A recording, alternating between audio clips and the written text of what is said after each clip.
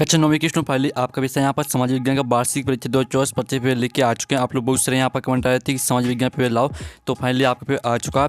और साथ ही जो आपका पेपर है वो हिंदी इंग्लिश वर्जन दोनों में रहेगा और मार्क्स आपका 75 नंबर का रहने वाला है। और आपके टोटल क्वेश्चन यहाँ पर 23 रहेंगे, टाइम आपका 3 घंटे रहने वाला है। और साथ ही इस वीडियो को आपको अपने दोस्तों तक भी यहाँ पर शेयर कर देना है, जिससे वो भी यहाँ पर अच्छे मार्क्स ला सकें यहाँ पर समाज विज्ञान पेपर में। ठीक है, तो इस वीडियो को आप अपने दोस्तों तक भी शेयर कर दीजिएगा।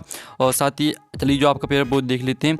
तो आप यहाँ पर देख लीजिए, आपके निर्देश आते हैं तो आप यहाँ पर निर्देश पढ़ लीजिएगा।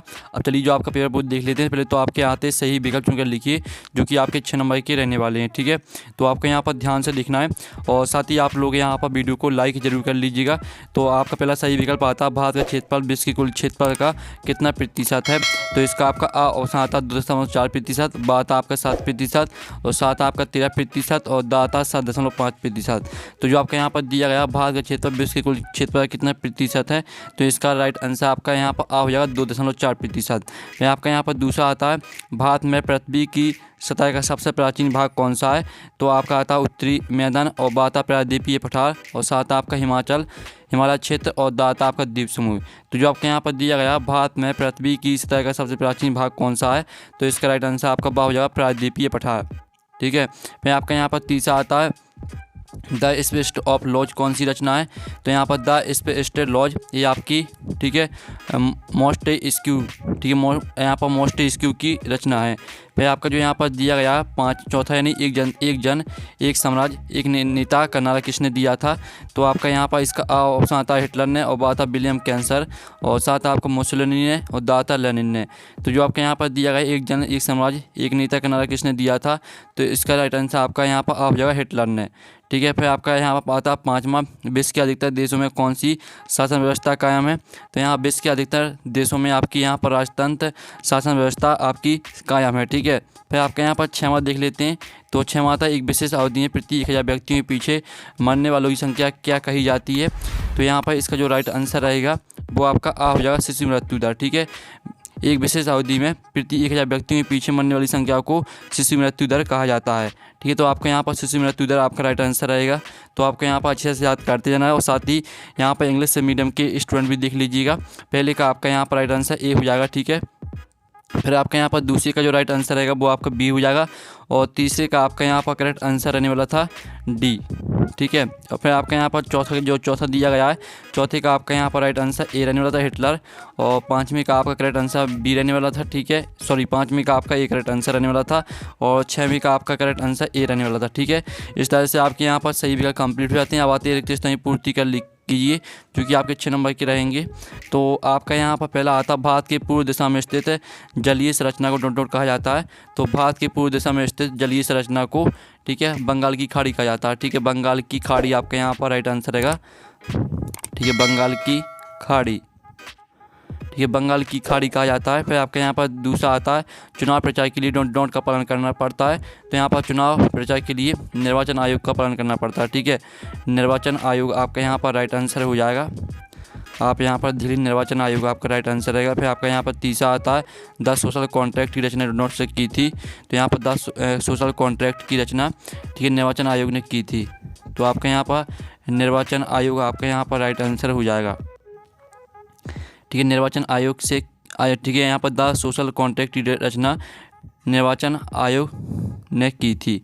फिर आपका यहाँ पर चौथा आता है, संयुक्त राष्ट्र संघ के सुरक्षा परिषद में डॉट देश हैं। तो यहाँ पर संयुक्त राष्ट्र संघ की सुरक्षा परिषद में आपके 15 देश हैं। ठीक है, 15 आपका राइट आंसर रहेगा।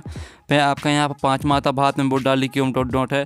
तो भारत में वोट डालने की उम्र है आपकी 18 वर्ष। ठीक है, 18 वर्ष आपका यहाँ पर राइट आंसर रहेगा।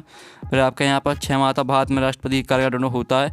तो भारत में राष्ट्रपति का कार्यकाल होता है आपका 5 वर्ष। ठीक है, 5 वर्ष आपका यहाँ पर राइट आंसर रहेगा 6वीं का। तो इस तरह से जो आपके रिक्त स्थान वो कंप्लीट हो जाते हैं। आपने अच्छे से यहाँ पर याद कर लिए होंगे। साथ ही यहाँ पर इंग्लिश मीडियम के स्टूडेंट भी देख लीजिए। अब प्रश्न 3 आता है, सत्य का चयन करके लिखिए जो कि आप 6 नंबर के रहेंगे। तो पहला खारे पानी की झील को लेगुन कहते हैं। तो पहला आपका सत्य रहेगा। फिर दूसरा आता, भारत एक धर्मनिरपेक्ष राज्य है। तो आपका यह भी सत्य हो जाएगा। फिर तीसरा आता, मौसम और जलवायु दोनों के तत्व एक समान नहीं होते। तो ये आपका यह भी सत्य रहेगा। ठीक है, फिर आपका यहाँ पर देख लेते हैं चौथा आता है, दुधावा राष्ट्रीय पार्क उत्तर प्रदेश में है। तो जो आपका यहाँ पर चौथा रहेगा वो आपका क्या हो जाएगा, तो स्टूडेंट चौथा आपका यहाँ पर असत्य हो जाएगा। और 5वां आता है लोकतंत्र में शासक को चुनाव जनता करती है, तो आपका यह 7 रहेगा। और 6वां आता है रूस में छोटे किसानों को तुगलक कहा जाता था, तो आपका यह भी 7 रहेगा। ठीक है, तो इस तरह से आपके यहाँ पर 70 हो जाते हैं। साथ ही यहाँ पर इंग्लिश मीडियम के स्टूडेंट भी देख लीजिएगा। अब प्रश्न 4 आता है सही जोड़ी बना के लिखी, जो कि आपकी 6 नंबर की रहने वाली हैं। स्तंभ अववा में आपके यहाँ पर दिए सही जोड़ी। पहली आपकी आती है दोआब, तो दोआब को यहाँ पर आपको मैच कर देना है 2 नदियों के बीच का भाग से। फिर जो आपकी दूसरी आती है फूलों की बौछार, तो इसको आपको यहाँ पर मैच कर देना है कहवा से। और जो आपके यहाँ पर आती है भारत का संविधान बना, तो भारत का संविधान बना 26 नवंबर 1949 में। ठीक है, तो आपको यहाँ पर भारत का संविधान बना, तो इसको आपको 26 नवंबर 1949 से मैच कर देनी है। फिर जो आपकी दी धारा, ठीक है, तो धारा आपके यहाँ पर हो जाएगी किसी दस्तावेज के खास हिस्सा से। और जो आपकी 5वीं आती है हरित क्रांति के जनक, तो इसको आपको यहाँ पर MS स्वामीनाथन से मैच कर देना है। और 6वीं आती है निरंतर रेखा का मापन, तो इसको आपको यहाँ पर राष्ट्रीय प्रतिदर्श सर्वेक्षण संगठन से मैच करना है। ठीक है, इस तरह से आपके यहाँ पर जो सही जोड़ी हैं वो आपके यहाँ पर कंप्लीट हो जाती हैं।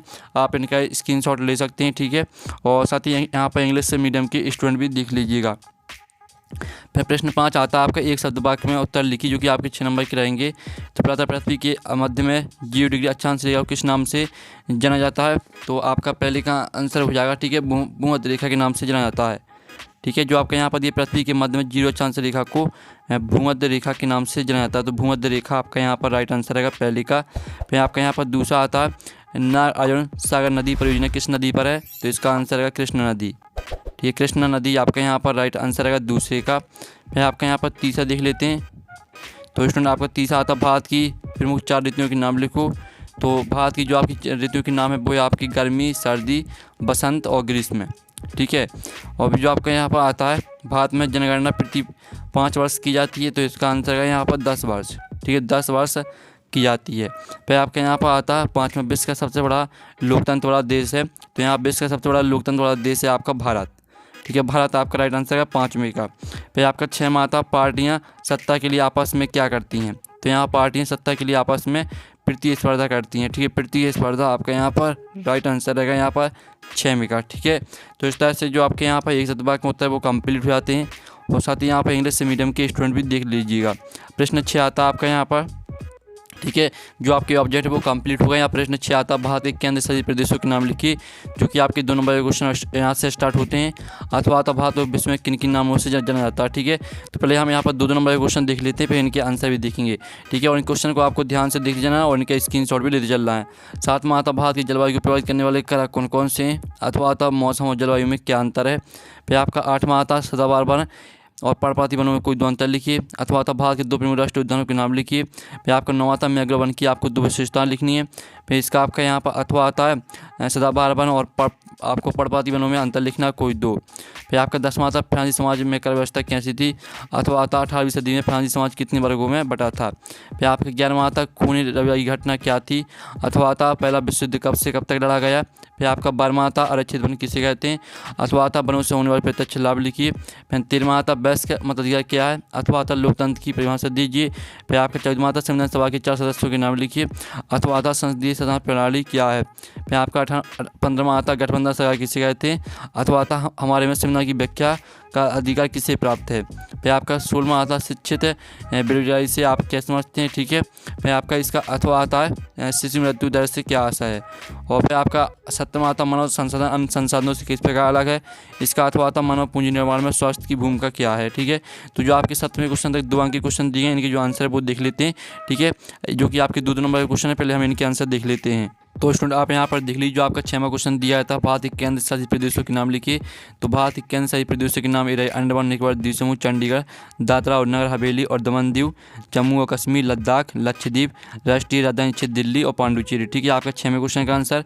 और ये आपका 6वें का अथवा का आंसर, जिसमें आपको भारत के विश्व में किन किन नामों से जाना जाता है आपको यह बताना था। तो ये आपका 6वें का अथवा का आंसर। ठीक है, फिर जो आपका 7वां क्वेश्चन यहाँ पर दिया है तो भारत की जलवायु को प्रभावित करने वाले कारक कौन कौन से हैं। तो ये आपका 7वें क्वेश्चन का आंसर। साथ ही जो आपका 7वें का अथवा दिया था मौसम और जलवायु में आपको अंतर लिखने थे। तो ये आपके मौसम और जलवायु में 4 अंतर दिए हैं, तो यहाँ से आपको 2 अंतर याद करना है। ठीक है, फिर आप 8वें क्वेश्चन का आंसर देख लीजिए, सदाबहार वनों और पर्णपाती वनों में आपको कोई 2 अंतर लिखने थे। तो ये आपके सदाबहार वनों और पर्णपाती वन में 3 अंतर दिए गए, तो यहाँ से 2 अंतर याद कर लीजिएगा। फिर आप 8वें का अथवा का आंसर देख लीजिए, जिसमें आपको भारत की 2 प्रमुख झीलों राष्ट्रीय उद्यानों के नाम लिखने थे। तो यहाँ पर काजीरंगा राष्ट्रीय उद्यान और कन्हा नेशनल पार्क, ठीक है, ये आपका 8वें का अथवा का आंसर। फिर जो आपका 9वां क्वेश्चन दिया गया था, मैग्रोव वन की आपको 2 विशेषताएं लिखनी थी, तो ये आपकी मैग्रोव वन की 2 विशेषताएं दी गई हैं। फिर आप 9वें का अथवा का आंसर देख लीजिए, जिसमें आपको सदाबहार वन और पर्णपाती वनों में अंतर लिखना था, तो ये आपका 9वें का अथवा का आंसर, ठीक है।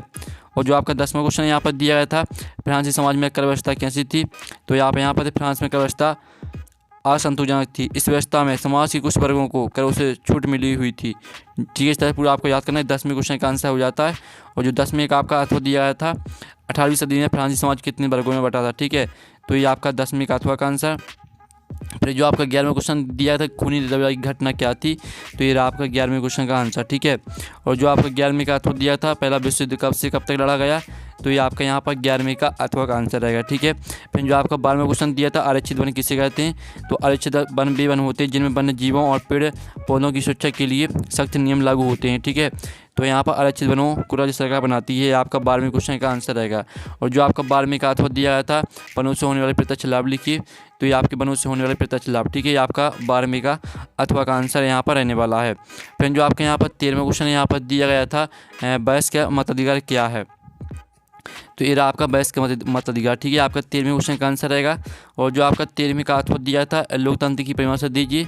लोकतंत्र का मतलब है लोगों द्वारा शासन, इसमें लोग अपने चुने हुए प्रतिनिधियों को वोट देकर सरकार चलाते हैं। लोकतंत्र में सभी लोगों को समान अधिकार होते हैं, ठीक है, ये आपका 13वें का अथवा का आंसर रहेगा। फिर आपका जो यहाँ पर 14वां क्वेश्शन दिया था, संविधान सभा के 4 सदस्यों के नाम लिखिए, तो आप यहाँ पर देखिए संविधान सभा के 4 सदस्यों के नाम, ये रहे doctor Bhimrao Ambedkar, doctor KM. Munshi और सैयद मोहम्मद शमसुल्लाह और एन माधव राय, ठीक है, आपका 14वें क्वेश्चन का आंसर रहेगा। फिर जो आपका यहाँ पर 14वें का अथवा दिया गया है, संसदीय शासन प्रणाली क्या है, तो इसका आंसर है संसदीय प्रणाली लोकतांत्रिक शासन की वह प्रणाली है जिसमें कार्यपालिका अपनी लोकतांत्रिक वैधता विधायिका से प्राप्त करती है, ठीक है। इस तरह से आपका यहाँ पर भारत में संसदीय शासन प्रणाली है, ठीक है, आपका 14वें का अथवा का आंसर रहेगा। फिर आपका जो यहाँ 15वां क्वेश्चन दिया, गठबंधन सरकार किसे कहते हैं, तो आप यहाँ पर देख लीजिए, गठबंधन सरकार एक संसदीय सरकार की कैबिनेट होती है जिसमें कई राजनीतिक दल सहयोग करते हैं, जिससे गठबंधन के भीतर किसी भी एक दल का प्रभुत्व कम रहता है। इस व्यवस्था का आम कारण यह दिया जाता है कि कोई दल अपने बलबूते संसद में बहुमत प्राप्त नहीं कर सकता। ये आपका 15वें क्वेश्चन का आंसर रहेगा। जो आपका 15वें का अथवा दिया था, हमारे में संविधान की व्याख्या का अधिकार किससे प्राप्त है, तो ये आपका 15वें का अथवा का आंसर रहेगा, ठीक है, तो इसका भी स्क्रीनशॉट आप ले लीजिए। फिर जो आपका यहाँ पर दिया गया था 16वां क्वेश्चन, ठीक है, शिक्षित बेरोजगारी से आप क्या समझते हैं, तो ये रहा आपका 16वें क्वेश्चन का आंसर, तो इसका भी स्क्रीनशॉट आप ले लीजिए। और जो आपका 16वें का अथवा दिया गया था, शिशु मृत्यु दर से क्या अभिप्राय है, तो आप यहाँ पर देख लीजिए, शिशु मृत्यु दर 1 वर्ष से कम आयु के बच्चों के प्रति 1000 जीवित जन्मों पर होने वाली मौतों की संख्या है। ये आपका यहाँ पर 16वें का अथवा का आंसर रहेगा, ठीक है। और जो आपका 17वां क्वेश्चन दिया गया था, मानव संसाधन अन्य संसाधनों से किस प्रकार अलग है, तो ये आपका 17वें क्वेश्चन का आंसर। और साथ ही जो आपका 7वें का अथवा दिया गया था, मानव पूंजी निर्माण में स्वास्थ्य की भूमिका क्या है, तो आप यहाँ पर देख लीजिए, मानव पूंजी निर्माण में स्वास्थ्य की अहम भूमिका होती है। स्वास्थ्य व्यक्ति ज़्यादा उत्पादक होता है और बेहतर काम कर पाता है, इससे आर्थिक विकास को बढ़ावा मिलता है, ठीक है, ये आपके 7वें का अथवा का यहाँ पर आंसर हो जाता है। तो इस तरह से जो आपके 2 अंक के क्वेश्चन दिए थे उनका सोल्यूशन हमने यहाँ पर कंप्लीट करा दिया है। अब स्टूडेंट आपके यहाँ पर 18वां क्वेश्चन आता है, ठीक है, करके लिखा, भारत की जलवायु में महत्व कोई 2 महत्व लिखिए, अथवा आता भारत को उपमहाद्वीप की संज्ञा क्यों दी जाती है, ठीक है, 3 बिंदुओं से स्पष्ट कीजिए। फिर आपको 19वां आता रबी और खरीफ फसल में अंतर बताइए, अथवा आता वन अधिनियम का चारागाह समुदाय पर क्या प्रभाव पड़ा। फिर आपका 20वां आता लोकसभा की शक्तियों का वर्णन कीजिए, अथवा आता राष्ट्रपति की कौन सी शक्तियाँ होती है समझाइए। फिर आपका 21वां आता भारतीय संविधान में प्रदत्त मौलिक अधिकारों को समझाइए, अथवा आता भारतीय संविधान में वर्णित शैक्षिक और सांस्कृतिक अधिकारों को समझाइए, ठीक है। फिर 22वां आता भारत में निरंतरता के क्या कारण लिखिए, अथवा आता वैश्विक निरंतरता परिदृश्य को स्पष्ट कीजिए, ठीक है, ये आपका 22वां क्वेश्चन। फिर स्टूडेंट आपका यहाँ पर 23वां क्वेश्चन आता है, तो इसको भी देख लीजिए, इसमें आपको भारत के मानचित्र में दर्शाना, ठीक है। तो चलिए आपके प्रश्न यहाँ पर जो दिए गए थे, तो स्टूडेंट आपके प्रश्न यहाँ पर 18 से लेकर, ठीक है, प्रश्न 18 से लेकर 23 तक के जो आंसर है, ठीक है, वो यहाँ प्रश्न 18 से लेकर 23 तक के जो आंसर है वो हम यहाँ पर देख लेते हैं। तो स्टूडेंट आप यहाँ पर देख लीजिए, आपका 18वें क्वेश्चन का आंसर दिया गया, कर्क रेखा भारत की जलवायु में महत्व कोई 2 महत्व लिखने थे आपको, तो ये आपका 18वें क्वेश्चन का आंसर। और जो आपका 18वीं का अथवा दिया गया था, ठीक है, भारत को उपमहाद्वीपीय संज्ञा क्यों दी जाती है, 3 बिंदुओं से स्पष्ट कीजिए। तो ये आपका 18वीं का अथवा का आंसर। फिर आपको 19वें क्वेश्चन में आपको रबी और खरीफ फसल में अंतर लिखना था, तो ये आपको 19वें क्वेश्चन का आंसर, ठीक है। और जो आपको 19वें का अथवा दिया गया था, वन अधिनियम का चाराबाज समुदाय पर क्या प्रभाव पड़ा, तो ये आपको 19वें का अथवा का आंसर। और जो आपका 20वें क्वेश्चन दिया था, लोकसभा की शक्तियों का वर्णन कीजिए, तो आपकी पहली शक्ति, दूसरी, तीसरी, ठीक है, ये आपका 20वें क्वेश्चन का आंसर। और जो आपका 20वें का अथवा दिया था, राष्ट्रपति की कौन सी शक्तियाँ होती हैं समझाइए, तो ये आपका 20वें का अथवा का आंसर, ठीक है। और जो आपका 21वें क्वेश्चन यहाँ पर दिया गया था, भारतीय संविधान में प्रदत्त मौलिक अधिकारों को समझाइए, तो ये आपका 21वें क्वेश्चन का आंसर। और जो आपका 21वें का यहाँ पर अथवा दिया गया था, ठीक है, भारतीय संविधान में वाणिज्य, शैक्षिक और सांस्कृतिक अधिकार को समझाइए, तो ये आपका 21वें का अथवा का आंसर रहेगा। फिर जो आपका 22वें क्वेश्चन यहाँ पर दिया गया था, ठीक है, भारत में निरंतरता के क्या कारण हैं लिखिए, तो ये आपके भारत में निरंतरता के प्रमुख कारण इस प्रकार हैं। सभी कारणों को आपको याद करना है, ये आपका 22वें क्वेश्चन का आंसर हो जाता है। और जो आपका 22वें का अथवा दिया था, वैश्विक निरंतरता परिदृश्य को स्पष्ट कीजिए, तो ये आपका 22वें का अथवा का आंसर, ठीक है। और जो आपका 23वें क्वेश्चन है, जिसमें आपको भारत के मानचित्र में दर्शाना था, तो उसका आंसर आप खुद कर लीजिए, नहीं तो उसका आंसर आपको टेलीग्राम ग्रुप में मिल जाएगा, ठीक है। लिंक है वीडियो के डिस्क्रिप्शन दी है टेलीग्राम ग्रुप की, तो आपको ज्वाइन कर लेना। और साथ ही पेपर का PDF डाउनलोड करना चाहते हैं तो लिंक है, उसकी भी लिंक भी आपको वीडियो की डिस्क्रिप्शन में मिल जाएगी, तो वहाँ से भी आप पेपर का PDF डाउनलोड कर सकते हैं। तो हम नेक्स्ट वीडियो में, थैंक्स फॉर वॉचिंग।